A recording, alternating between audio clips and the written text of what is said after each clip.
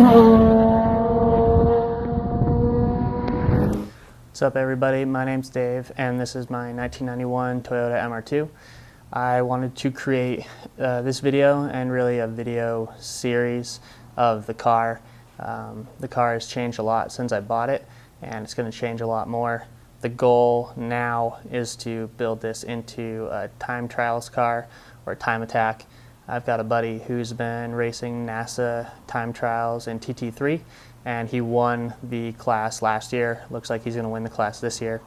And you know, I'd definitely like to see if I can get competitive and bump him out of the top spot, although that's definitely a tall order.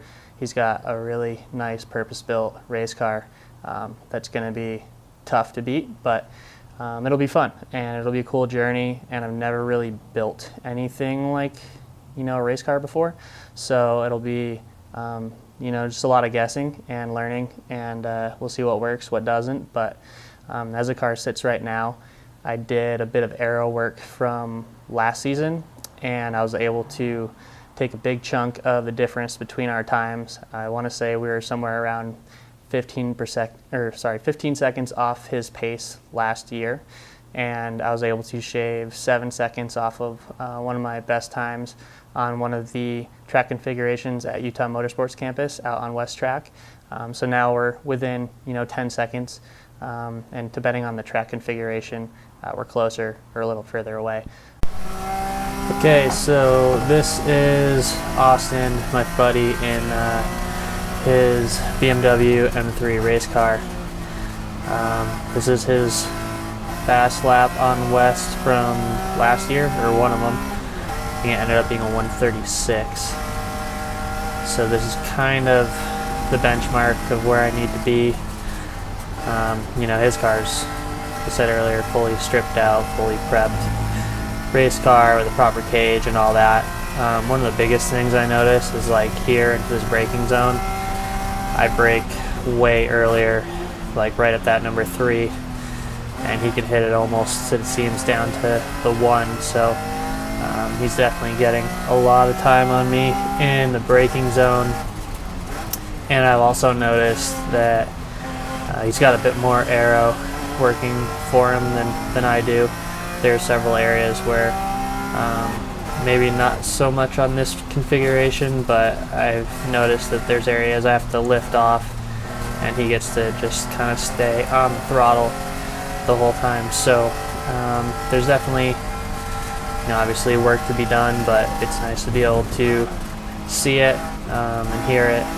And yeah, I think the big one's braking zone, so if I can get, you know, maybe Alex's Willwood brake kit, I think that'll help my time quite a lot and be able to cut some significant time out of my lap. So that was Austin's lap, and that brings it to my fastest lap for this year. So yeah, you know, I hit the brakes a little earlier there. I do have a lot of movement with my wheel. I think that comes from having like the stiff sway bar in the back and trying to keep it from understeering. But yeah, the aero is insane. It made going through these high-speed turns way less scary. Instead of having to just continuously saw back and forth to try to keep the back in line, it more or less just requires like one little adjustment, and is, yeah, a lot more stable at speed, less scary. But pretty happy overall with those changes from last year. Not sure exactly how much the splitter is doing, but I imagine it's doing something because I don't get, you know, super crazy understeer or anything from having a lack of balance. So this area, you can see definitely the car is a little twitchy. Now I'm going to be able to get back under power and calm it down, but I think, you know, fixing the geometry with Alex's kit would probably help with that, and trying to get rid of that rear bar. And yeah, bringing it around the last corner. The 2GR has been kind of insane. Just really easy. I can get on the power early here and just have the torque pull me out. So yeah, car's super fun, and that's the lap.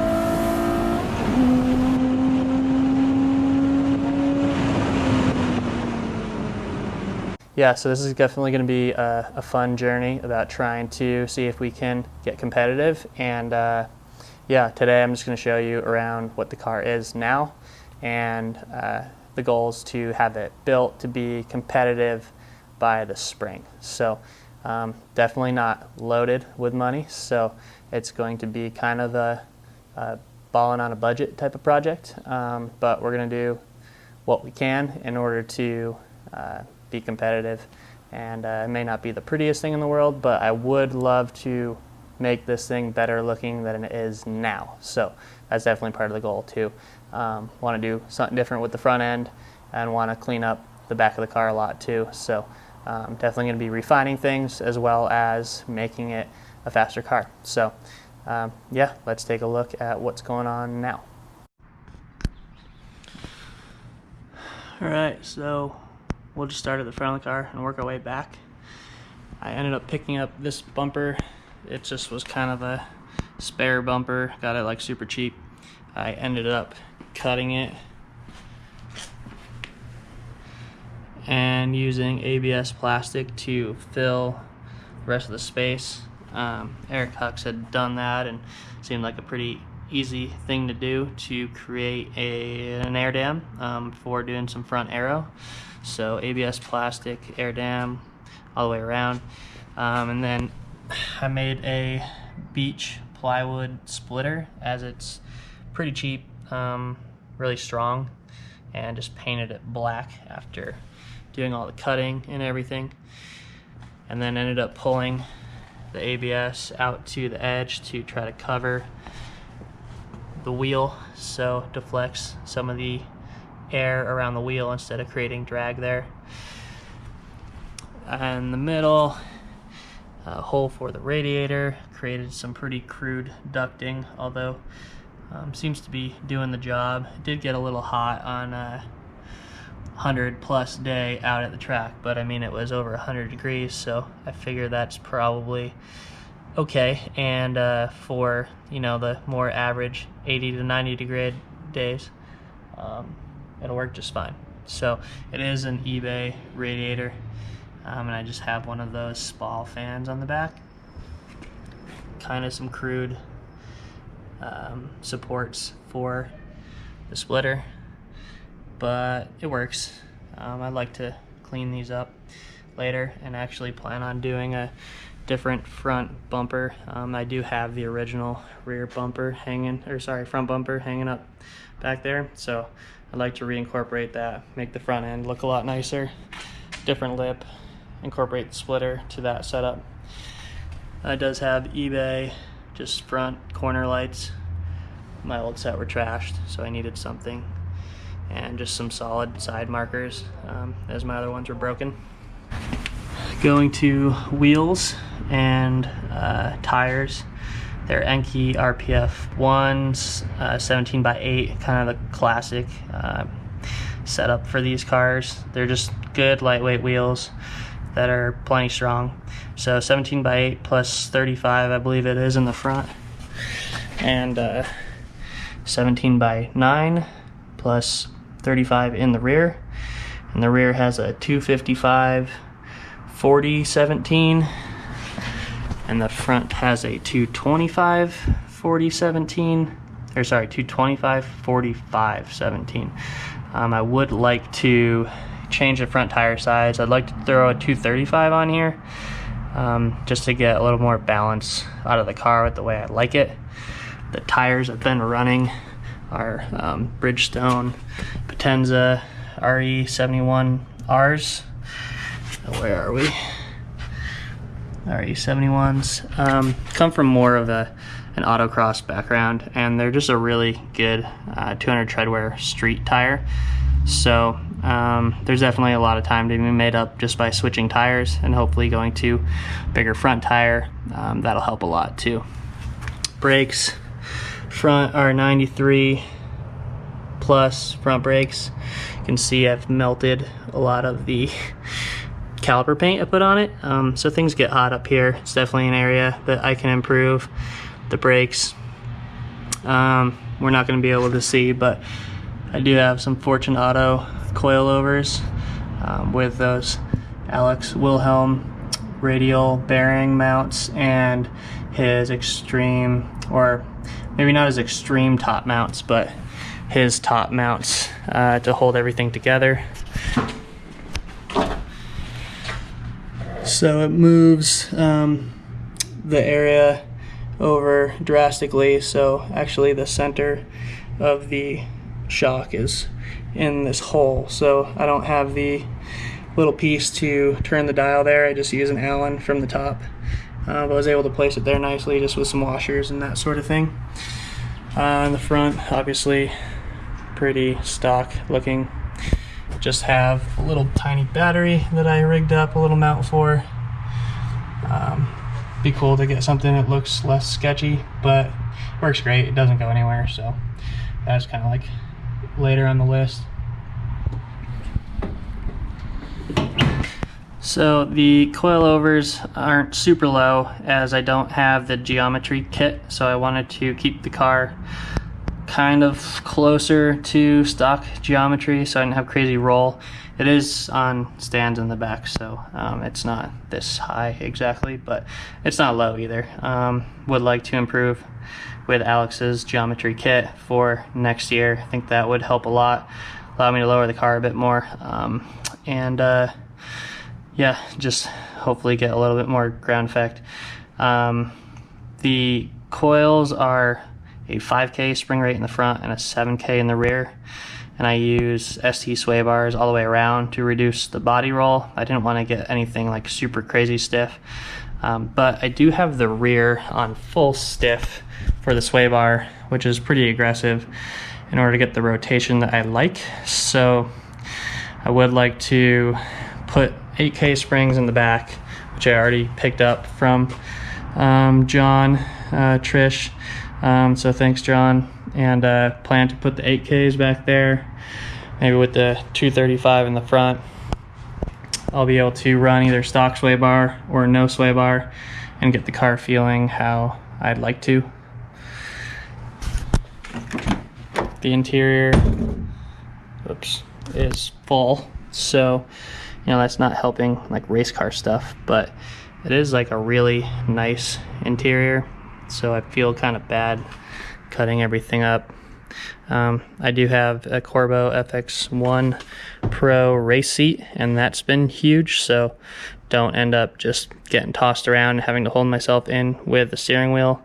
So that's been big. The rest of it is a stock interior, stock rear seat.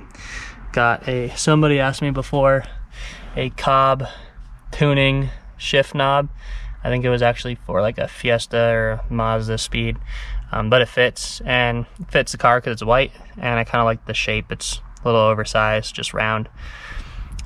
Just got like a regular stereo. It is actually a 94 dash. There isn't an airbag there because the plumbing for the air HVAC runs right there. The car does not have AC anymore. All of that is taken out. Stock steering wheel, that whole thing. So obviously could make some improvements with weight in there. I did end up actually painting this whole part of the car back through here. That came out pretty good for rattle can paint job in here. I would like to tie the rear of the car together with that. You know, finish up these brackets so they don't look so crude, paint them black, sand and fill the holes here, paint that up. So really we'll bring the car back together. Whoops, I hit this thing all the freaking time. So got our 9 Lives Racing rear wing. This is basically the most legit rear wing I could find that didn't cost $2,000. In the end, it probably cost somewhere around $1,000. I had my buddy Jake, his Instagram, Savage Auto Works, weld and set this whole thing up for me, and he actually reinforced the trunk as well. Right, so obviously you got some kookies, which is nice. have the key and the extended lock cylinder, so they work. So he reinforced the trunk with just some angle iron, slipped some pieces underneath the bottom, was able to weld it up to the bracing. You know, not the nicest looking thing in the world, but I didn't really need it to be anyway. I just told him to get it solid so we can mount this wing and go fast and have it not obliterate the trunk, and it's doing just that, so it's perfect. And like I said, he made these brackets, so I just want to trim up some edges, maybe round some things off, make it look a little nicer. Mike Reed got me some leftover extender pieces here, wing stands I guess you call them. They wasn't using anymore, and yeah, got everything dialed. So the wing has nice airfoil. It's actually been proven in wind tunnels, and it comes with a removable gurney flap, so you can make bigger ones, smaller ones, take it out. And then these are just the stock wing ends that came with it. I might switch those up. I think I can make as big as I want, so that could help a bit as well.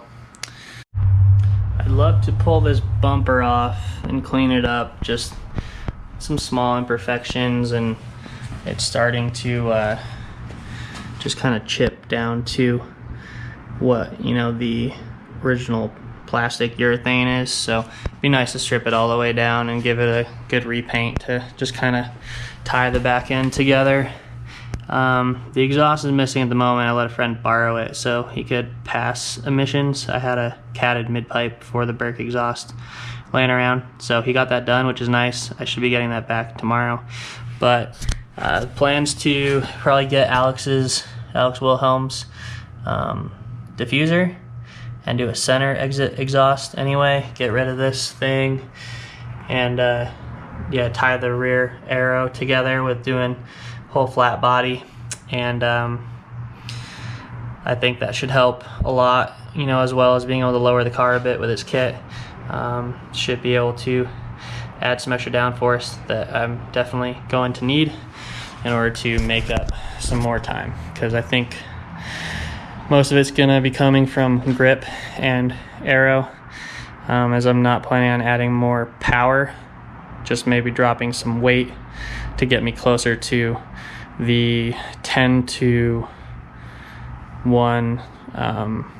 power to weight ratio. So that's kind of the limit. I'm a bit over it right now. I think it says that I could do 320 horsepower with the weight of the car right now. So if I drop some weight, that'll bring it down, because I don't think this car is going to make more than 290 horsepower. It is a stock 2GR with Mark at Frankenstein Motor Works ECU. It's with the up rev limit, just slight changes to the timing tables, I think, and tuned for his intake. I have a little catch can set up here, just zip tied to this bar, runs around. I kind of want to overfill a little bit for just extended G forces out on track per Alex's data, but you do get a little bit of a spillover with some oil splash into the PCV, so having this catch can has certainly helped. I just try to empty it after each session. It's not like super full, but a little bit gets in there, so I just do that. It was a super cheap Amazon catch can. It did have some baffling in there, although it didn't work great, so I just got actually, I think over here, yeah, some of this stainless steel wool and stuff that in there, and that helps a lot with just getting rid of the splash, keeping the oil at the bottom, and filtering things out. So that stuff's just super cheap in the kitchen department. These are just spare things that I have for the car, or stuff that I've taken off. But yeah, back to the engine. It's got Alex's coolant neck modification. Just, you know, kind of get creative with the coolant piping like usual. Just upgraded spherical shifter bushings there. I'd like to clean up this intake. It's just kind of loose, but it sits against the frame, so it doesn't really like move around while you're driving or racing, but would be nice to make it a little nicer, really. I do have the better intake manifold.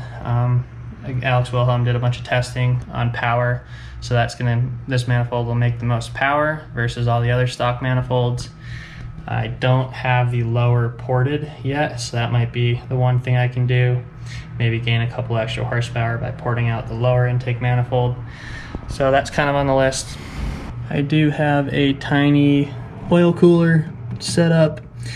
Made my custom shroud for that thing, and just lines down and use Alex Wilhelm's piece to be able to convert the stock lines to be able to do something like this. It just runs open because it's not a huge oil cooler. See if we can see from here. Looks not like it's not gonna work. There we go. Yeah, so just, you know, something tiny. It does get hot out here in Utah. Running a thermostat because it's not huge, and this car is mostly just on the track. But you know, I think it'll work for a while. Probably be better to have a bigger cooler with a thermostat, but working with what I got this super cheap, so I just kind of ran with it. Better than probably not having one, as I don't have the factory oil cooled 2GR.